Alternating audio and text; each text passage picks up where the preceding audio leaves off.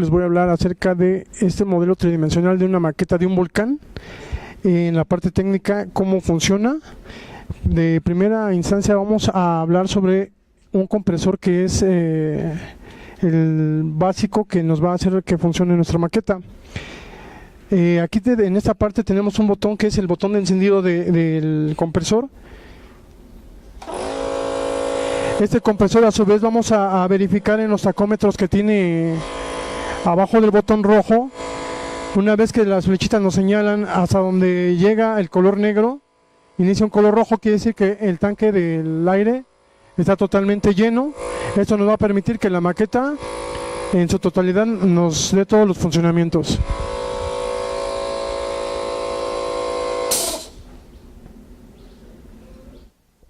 Ok, en la parte técnica les voy a ir indicando cómo se va armando lo que es la maqueta. En la parte de abajo, esta maqueta consta de unas patas que se desmontan. Por primera vez hay que irlas montando una por una. Una vez que se colocan las patas de la mesa, se le van introduciendo los tornillos de esta manera, como lo está haciendo aquí la profesora.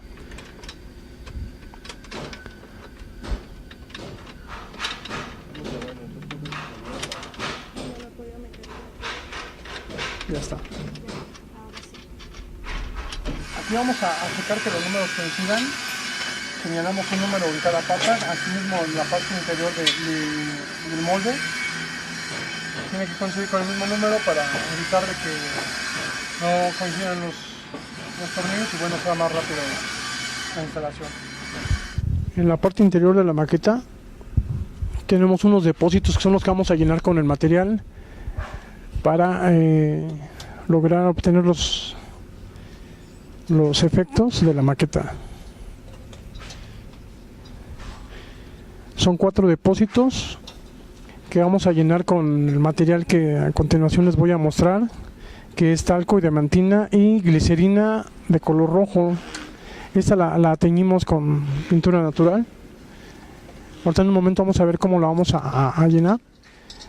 Esta parte que estoy haciendo ahorita es quitar un seguro que nosotros le ponemos a los depósitos, ya que en ellos se introduce aire para que tenga la presión adecuada y de alguna manera vamos a asegurar que no nos bote la tapa.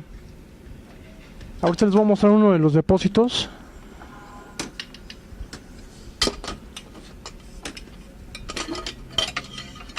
Estos son los depósitos que van rellenos con el material.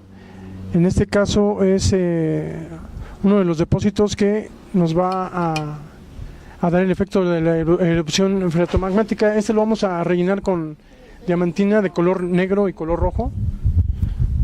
Permíteme.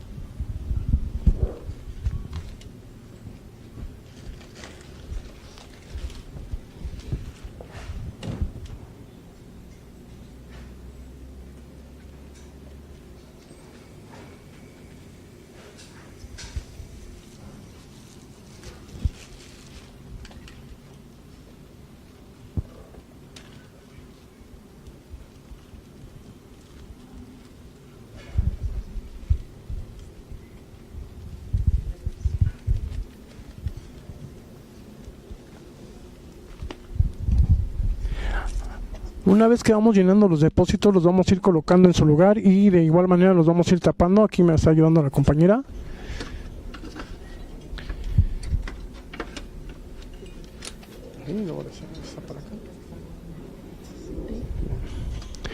Y así sucesivamente vamos a llenar todos. La erupción freática la vamos a llenar únicamente con talco. Es la que nos va a simular lo que es los vapores de agua y gases.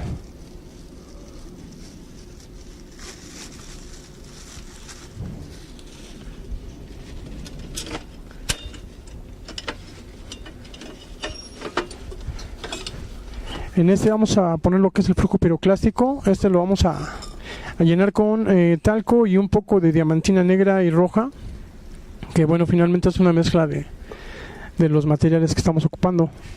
¿En qué proporciones más o menos? La proporción sería no tan lleno, ya que si nosotros lo llenamos como tiene presión de aire, lo único que va a hacer es que se nos va a tapar el conducto y bueno, va a hacer que tengamos problemas. La idea es que quede un poco más arriba de la mitad, para que el material nos alcance ya cuando estemos haciendo la demostración. Ahorita les voy a mostrar más o menos la cantidad que debe llevar el frasco, ahorita que llenemos esta porción.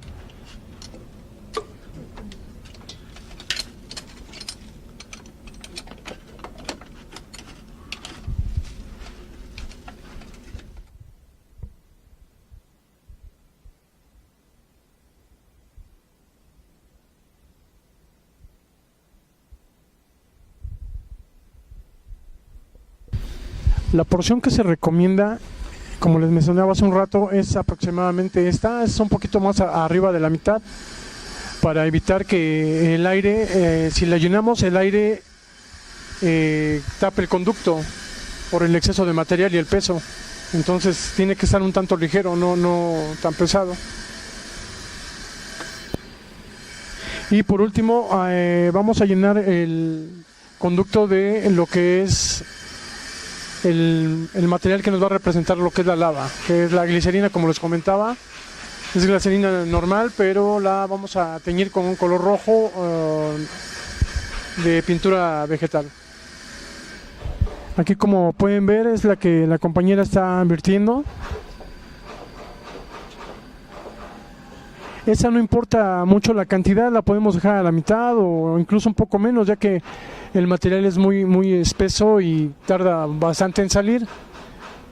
Corre muy despacio, entonces no tenemos problema de que se nos acabe el material. Ahora es importante lo que les voy a mencionar a continuación en cuanto al depósito de la glicerina. Como podemos ver, la glicerina es muy espesa y por lo tanto es muy pesada. Cuando el aire se introduce al depósito, lleva una cierta presión. Esta, a su vez, al ir saliendo, genera mucho peso.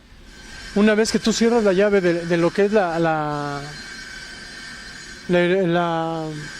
lava, esta a su vez va a seguir saliendo por la misma presión del aire que tiene.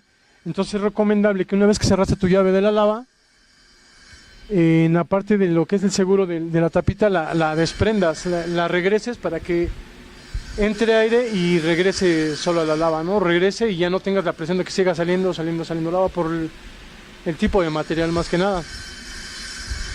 Bueno, voy a hacer mención de los materiales que anteriormente ya les había indicado para que quede un poco claro y específico de lo que vamos a introducir dentro de cada depósito.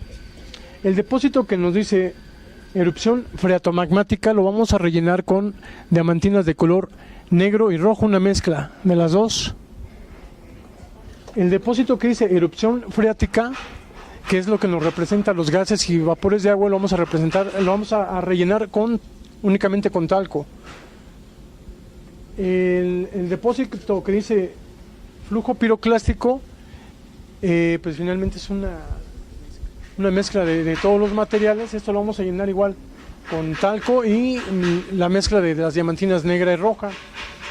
Y como ya les había comentado, la erupción efusiva, que es el flujo de lava, lo vamos a representar con glicerina, que vamos a teñir con color rojo con pintura vegetal.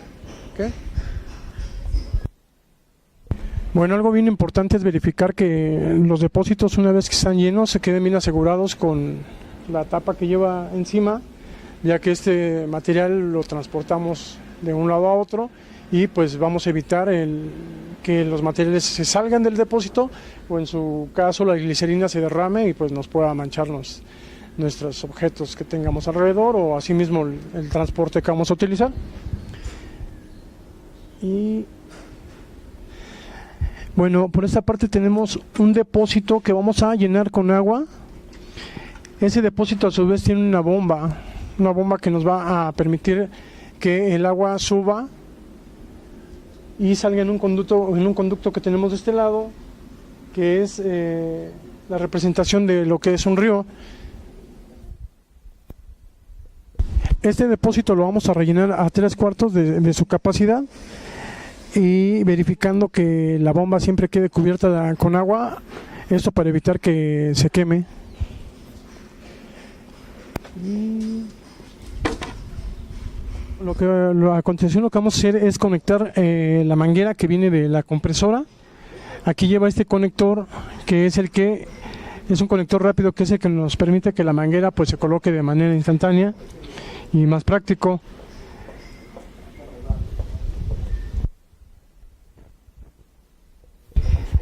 Este es un cable que nos va a introducir toda la corriente a la maqueta de modo general, y aquí les voy a indicar los botones que son los que nos van a dar una función cada uno de ellos. El botón de inicio, que es un botón general que nos llena de corriente toda la maqueta, es el color rojo. El color verde es el que nos va a dar la luz de la cámara magmática, que en un momento lo vamos a ver cómo funciona. Y el color azul es el botón de la bomba del agua que tenemos abajo, que es el que nos va a simular el río. En esta parte tenemos un botón metálico que es el de la erupción pliniana, o como lo conocemos como la explosión que se realiza aquí en el cráter del volcán. Y les voy a mencionar lo que son las llaves. Aquí tenemos una llave que es diferente a estas porque bueno, tiene una función fuera del volcán. Esta llave, cuando nosotros la abramos, nos va a simular lo que son las aguas termales, va a hacer las burbujas dentro de las cuenquitas que vemos aquí en la maqueta. Y por primera parte aquí vemos una llave que es la erupción efusiva, que es el flujo de lava, la erupción freática, que nos va a simular lo que son las emisiones de gases y vapor de agua. La erupción freatomagmática son lo que son la caída de cenizas. El domo, esta llave es una llave que viene directa desde el centro, que cuando nosotros hablamos, lo único que hace la llave es enviar aire y va a llenar un globo, que es el que forma el domo del centro del volcán. Y el flujo piroclástico es esta llave que tenemos aquí. Ahora sí, bueno, acá tenemos otro botón. Este botón, cuando nosotros lo oprimamos, nos va a hacer la simulación de los tremores que se encuentran en la maqueta. Y si alguna persona la toca, pues va a percibir esos movimientos. Y a continuación pues vamos a hacerla funcionar para ir viendo todos los pasos que estuvimos explicando y ver cómo funciona. ¿Vale? Voy a hacer mención de cómo se prepara la maqueta para poderla funcionar. En la parte interna tenemos un contacto que es en donde va a ir esta clavija, que a su vez va amarrada a uno de los chisperos, y vamos a introducir aquí un globo que es el que nos va a simular lo que es el domo. Sí, como les mencionaba, aquí tenemos un contacto que es el que nos va a permitir la introducción de esta clavija, que aquí vamos a conectar uno de los chisperos y lo vamos a introducir en el contacto. No sé si se alcance a ver ahí, y en esta parte central es en donde vamos a poner este globo.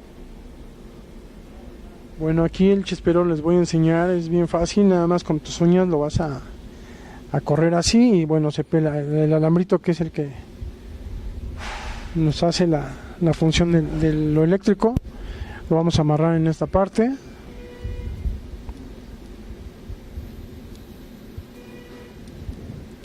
Procurando que no queden pegados, porque si no, al momento de conectarlo, pues va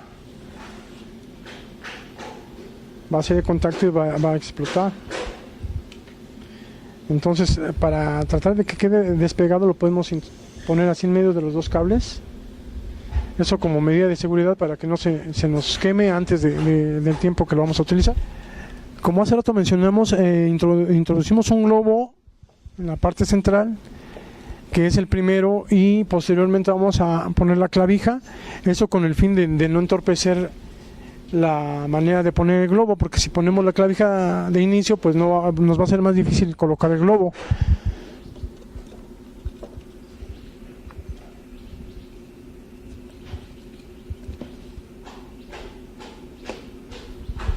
Ok, ahí ya lo tenemos preparado y a continuación pues vamos a ir dando la explicación y posteriormente lo vamos a hacer funcionar. Otra parte es llenarle aquí las cuenquitas que vemos aquí en la parte de la maqueta con agua. Como podemos ver aquí hay un conducto de agua que es el agua de desecho del río. Esto lo vamos a trabajar. Si es en una escuela, en un lugar cerrado, tendríamos que poner el mismo depósito debajo para evitar que se derrame el agua por todo el piso. En este caso aquí tenemos una buena opción, que tenemos una coladera y podemos dirigir la manguera hacia la coladera y evitar ese paso. Para dar inicio a nuestra explicación, de inicio tenemos que verificar que al momento de nosotros abrir la llave, ¿sí?, procurar que esta no sea al 100%, ya que es mucha presión la que reciben los depósitos, y si estos no son abiertos adecuadamente se pueden llegar a bombar los depósitos por la presión que tiene la compresora. Entonces vamos a tratar de mediarla con esta llave y no abrirla del todo porque es mucha la presión que reciben los envases.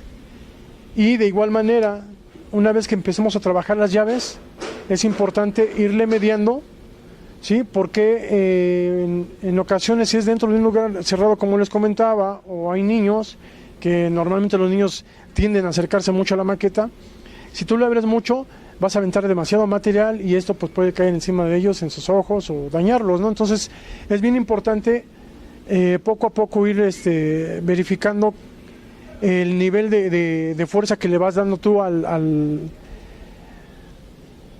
las, ¿cómo se podría mencionar?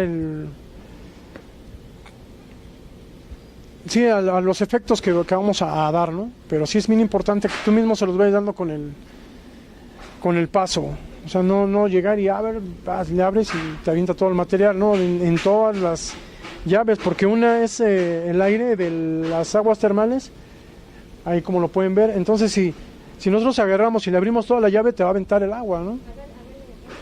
Por ejemplo, vamos a ver este ejemplo. Ese es a lo que yo voy, que si hacemos esto no funciona, aparte que vamos a dañar a las personas y vamos a tener problemas, ¿no? Y eso va a pasar con todos los materiales que vamos a utilizar en nuestra maqueta. Entonces sí es bien importante que tengan en cuenta que hay que irlo haciendo poco a poco, y una vez que ya vayan manejando la maqueta van a saber qué tanta fuerza le pueden ir aplicando, ¿no?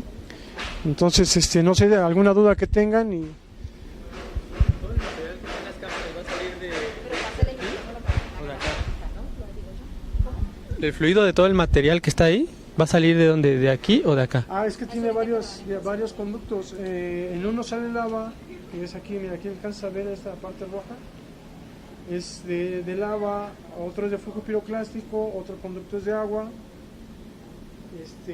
y los conductos que están adentro son de las fumarolas. O sea, cada uno tiene específicamente su conducto, cada uno de los depósitos que viste en la parte de atrás.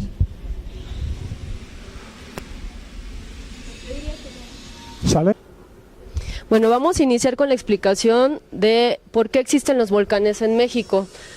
Los volcanes en México, tanto como en otros lados del mundo, existen por la interacción entre las placas que están dentro de la corteza terrestre. En México, para ser muy exacto, existe por la interacción entre las placas de Cocos, la del Caribe y la norteamericana. ¿Pero por qué con la interacción? Porque en el choque de entre estas placas produce un aumento de la temperatura y la presión. El aumento de ello es precisamente por el aumento que hay entre los materiales de la corteza, lo que provoca la generación de un fluido que es el magma. Esto asciende atravesando la corteza continental. El magma, una vez que asciende, cuando hay aumento de temperatura y presión, se queda aquí alojado en la cámara magmática, y al momento de erupción, los premonitores nos indican que cuando van ascendiendo el material de la cámara magmática es donde ya empieza a hacer todo la parte externa. Pero básicamente los volcanes existen porque el aumento de la temperatura y la presión es lo que hace que se genere el magma y asciende a la cámara magmática, ¿no? La actividad volcánica a nivel mundial la podemos encontrar donde se dan choques entre las placas, porque el movimiento de ellas es, la dinámica que presentan es donde se presenta mayormente la presencia de volcanes. Ahora, ¿cómo está compuesto un volcán? Un volcán está compuesto por 4 partes, que es la parte de la cámara magmática, lo podemos ver aquí abajo. Tenemos la cámara magmática, que es donde se concentra el magma, los fluidos magmáticos. Tenemos la chimenea, que es por donde asciende el magma. Tenemos el cono volcánico y el cráter del volcán. Así que en resumen tenemos 4 partes que son los componentes de un volcán. Ahora, ¿por qué representan un peligro los volcanes para la sociedad? Porque un volcán es atractivo al tener muchos materiales que sirven en la vida cotidiana, digamos, como por decir, ellos presentan suelos muy fértiles para las cosechas, presentan mucha vegetación, hay muchos ríos alrededor de ellos, por lo que se nos hace atractivo ir a vivir cerca de los volcanes. Por eso precisamente la sociedad llega a vivir allí, sí, y con desconocimiento de cómo funciona un volcán, ¿no? Del que es un peligro un volcán. A ver, ya. Bueno, una vez que... ok. ¿Cómo sabemos que un volcán es activo? Un volcán es activo cuando vemos que alrededor de él hay zonas donde tenemos emisión de gases con olor a azufre. Bueno, por allí lo podemos ver. Tenemos aguas termales alrededor, pero el olor que despide pues sí es muy fuerte al azufre. Y básicamente es donde nos damos cuenta que un volcán es activo. Si no encontramos nada de eso es porque el volcán no es activo, ¿no? Pero ¿cuándo nos damos cuenta de que el volcán va a entrar en actividad? Cuando presenta estos premonitores volcánicos, incrementa la actividad fumarólica, incrementa el aumento aumenta la emisión de gases, que son los gases que generan las aguas termales. Se eleva la temperatura de las aguas termales. La temperatura de las aguas termales regularmente va entre 900 y 1200 grados centígrados, es como máxima, y el aumento de los tremores sísmicos. Ajá. Si tocamos aquí en la maqueta, se siente una vibración que representan los tremores sísmicos. Ya está.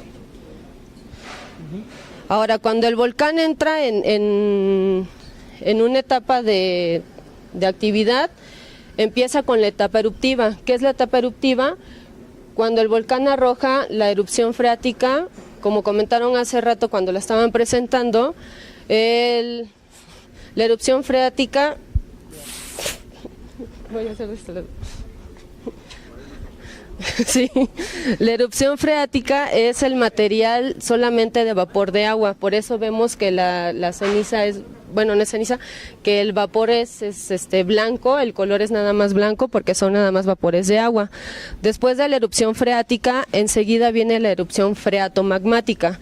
La erupción freatomagmática ya está compuesta por ceniza y vapores de agua, por lo que el color que arroja ya es un poco más oscuro, pero también es más peligroso porque como ya trae ceniza, cuando arroja la ceniza, las cenizas están compuestas de esquirlas de vidrios y pequeñas rocas, pero muy milimétricas, que casi no, del tamaño de la ceniza, que si nos llega a entrar en los ojos, nosotros nos rascamos, como son esquilas de vidrios, nos lastimamos los ojos. Por eso es un tanto peligroso ya la ceniza. Después de que terminamos la erupción freática, la etapa eruptiva, viene la etapa efusiva.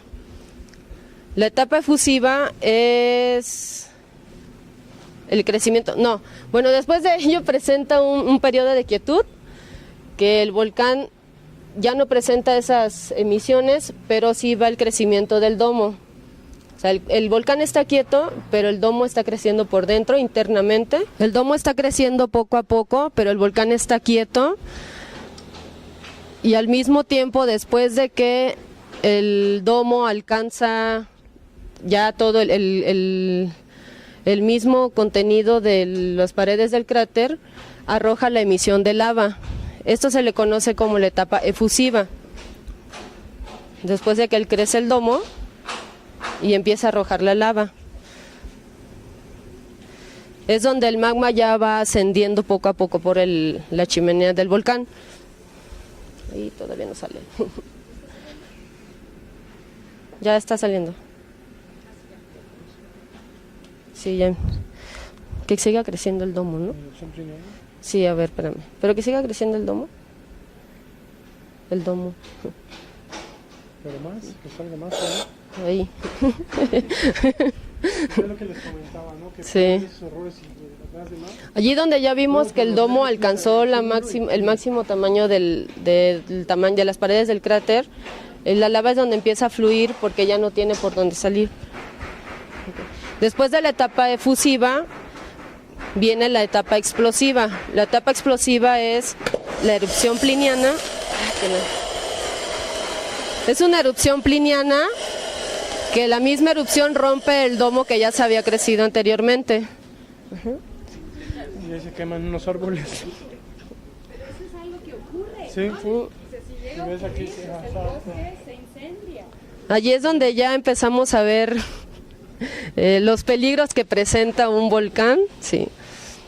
Y enseguida de la erupción pliniana viene el flujo piroclástico, que son materiales que arroja el volcán, compuestos también de ceniza principalmente. Ya está saliendo bien.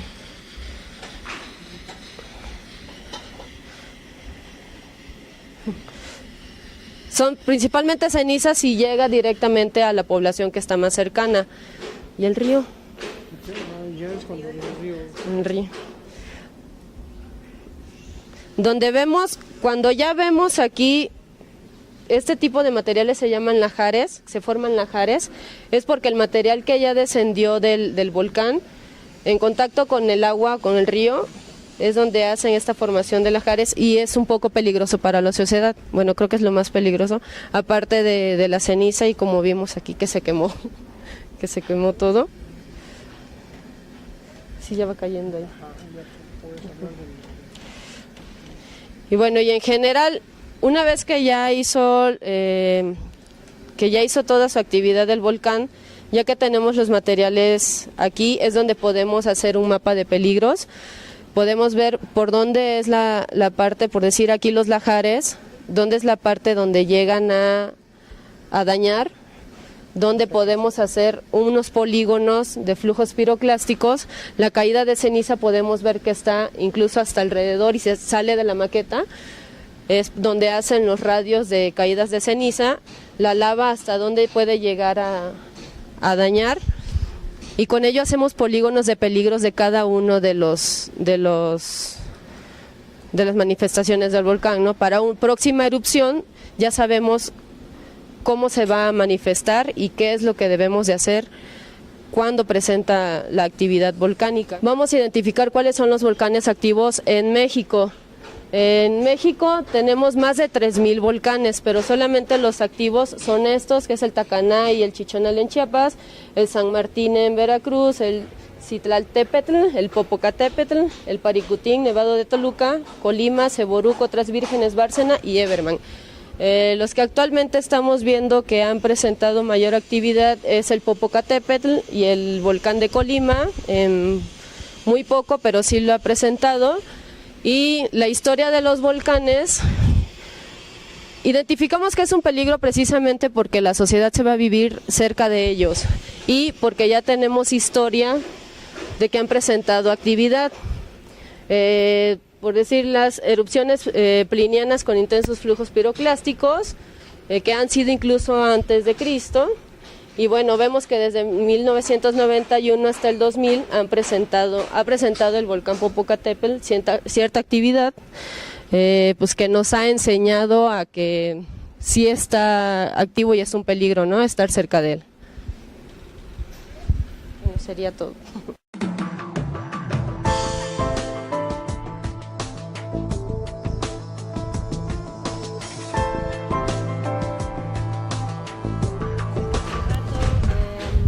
Quizás no se dijo con suficiente claridad, pero es que pues esa agua de lluvia que en parte se infiltra, en algunas partes empieza a formar arroyos, ¿no? Y se forman barrancas donde se forman arroyos. Es lo que tienen aquí. A lo largo de esas barrancas es por donde preferencialmente van a salir luego los flujos. Y eso es lo que usan para hacer su mapa de peligros. Ubican las barrancas porque a lo largo de esas va preferencialmente a canalizarse el material que circule con medio de transporte agua, ¿no? Y entonces a lo largo de las barrancas es donde es mala idea vivir cuando hace erupción un volcán, pero justo en las barrancas, como ahí hay agua corriendo, pues es atractivo para que la gente vaya a vivir ahí, porque entonces tienes ahí tu fuente de agua inmediata. En las zonas rurales, pues la gente quiere tener agua para beber, para lavar, para darle de beber a los animales, y por eso es que buscan preferencialmente asentarse ahí.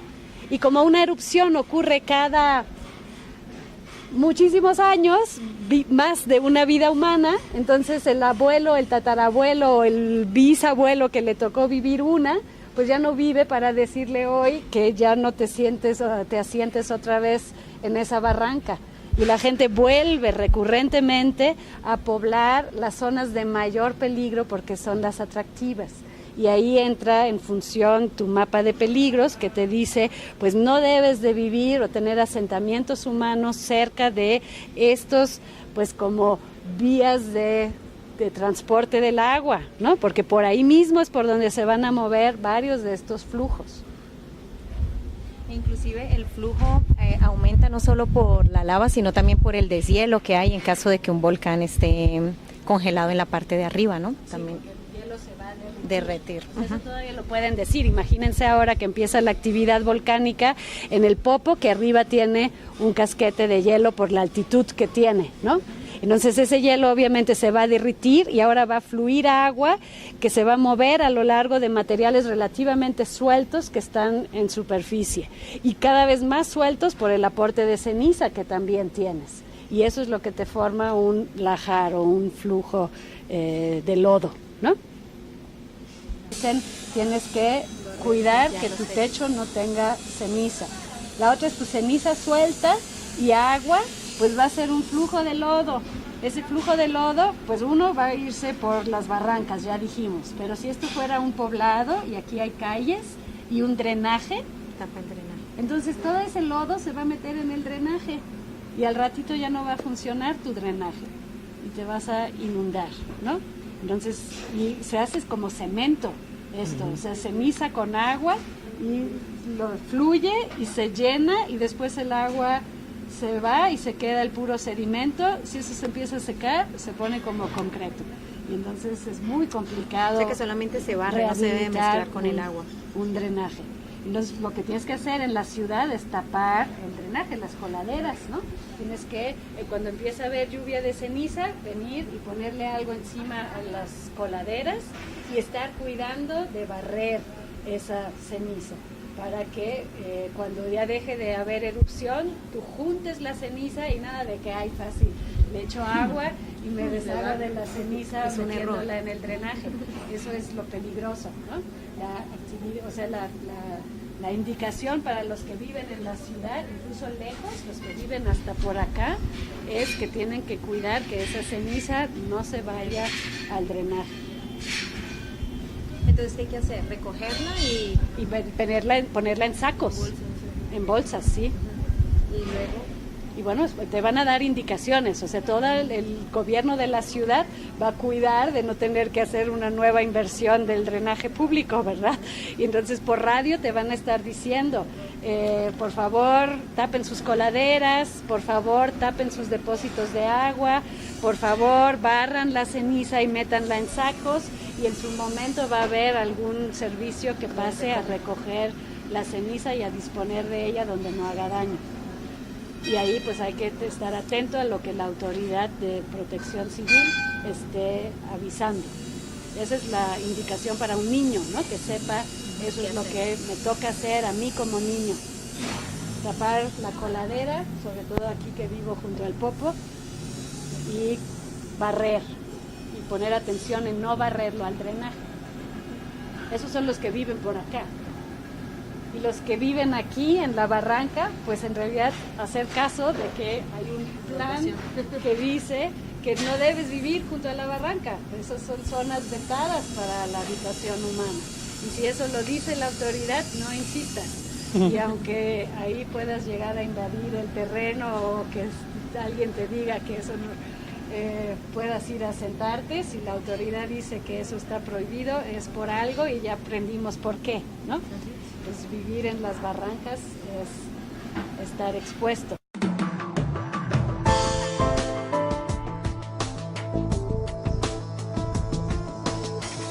Paso número 1, verificar que efectivamente esté prendido. Este es el primero. Ajá.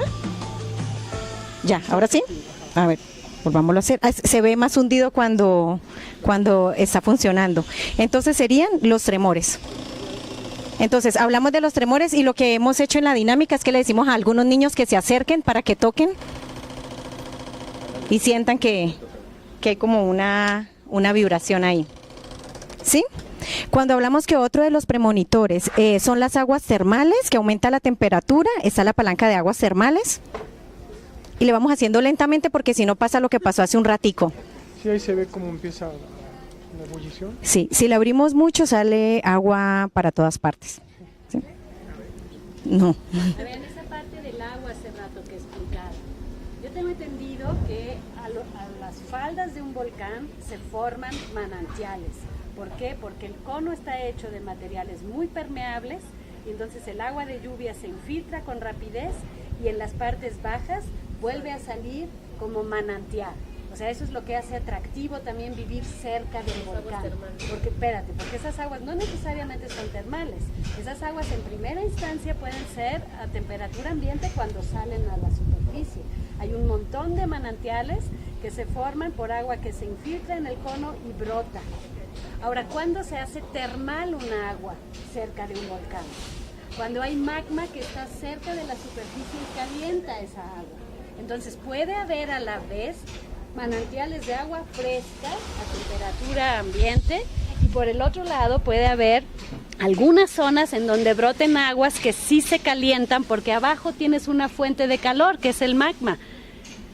Si cambia la temperatura de tus manantiales, de esos que están, los de la superficie, los que están simplemente drenando agua, incluso de periodos de retorno muy corto, porque se infiltra con rapidez el agua a través de los materiales sueltos del cono. Entonces estas aguas son muy jóvenes normalmente, pero pueden estar frías, pero si de repente se mide que el agua, que normalmente está a una temperatura más fresca, empieza a calentarse, eso significa que ya tienes cambio en la posición de tus magmas, que se está empezando a acercar a la superficie y se calienta. Además de los que sí pueden ser siempre aguas termales, que también pueden hacer atractivo vivir. No, exactamente, son manantiales de agua fresca, ¿no? Entonces eso hace rato no quedó muy claro. Una pregunta. ¿Y las que son aguas termales generalmente no tiene que ver precisamente con el magma que está cerca pero que no me indica actividad? Exacto, o sea, sí hay magma cerca, pero no necesariamente significa que ahorita está subiendo y que estamos a punto de tener actividad. El premonitor es el cambio en la temperatura del agua, ¿no? Entre los 900 y 1200. Y hay un montón de sitios donde tenemos aguas termales, pero eso que haya agua caliente no significa que está a punto de hacer erupción un volcán. Y esas son preguntas que niños les pueden hacer, porque muchos niños van de vacaciones o de puente o de algo a un sitio donde hay agua termal. En los azufres, por ejemplo. Los azufres es una zona en donde, pues sí, se calienta el agua porque siempre hay un foco de calor permanente ahí, o sea, sí hay una fumarola, hay una actividad hidrotermal y lo que quieras que está calentando el agua, pero eso no quiere decir que ahí está a punto de hacer erupción un volcán, ¿no? Nada más está subiendo el calor que genera, sí, una fuente relativamente cercana de magma a la superficie y que está calentando el agua superficial. Cabe mencionar que ese es solo uno de los indicadores, ¿no? O sea, finalmente para saber que efectivamente está haciendo actividad, se tienen en cuenta varios indicadores, ¿no? Y entonces, sobre todo en lo de las aguas termales, es el cambio en la temperatura, que se empieza de repente a calentar. La otra cosa que te indica que puede haber un cambio en la actividad es la composición del agua. Cuando tienes algo caliente y agua, pues eso disuelve más. Y entonces también vas a tener más sales en el agua que de repente tengas en tus manantiales. Y aunque no se eleve la temperatura en el agua, puede empezar a haber ya un cambio en la composición química del agua. Pero justo el cambio de la composición química es el indicador de que inicia una actividad, junto con los tremores y otros indicadores. ¿Ok? Pero hace rato eso quería yo ponerlo claro, porque un niño te puede preguntar, o sea que si me voy a un sitio donde hay agua termal, ¿quiere decir que va a hacer erupción un volcán? No, o sea, el agua se puede calentar porque viene de mayor profundidad y ahí donde se está formando o donde está esa agua, hay un foco de calor porque está más cercano el magma a ese punto, ¿no? Pero en un volcán activo, el punto es que de repente cambia la posición de ese foco de calor y entonces se te empieza a calentar agua que antes no estaba tan caliente. El cambio en la bueno, con esto se temperatura finaliza la presentación del modelo tridimensional del volcán, donde buscamos que los niños conozcan lo que sucede en un volcán, los peligros a los que están expuestos y la manera en que pueden protegerse.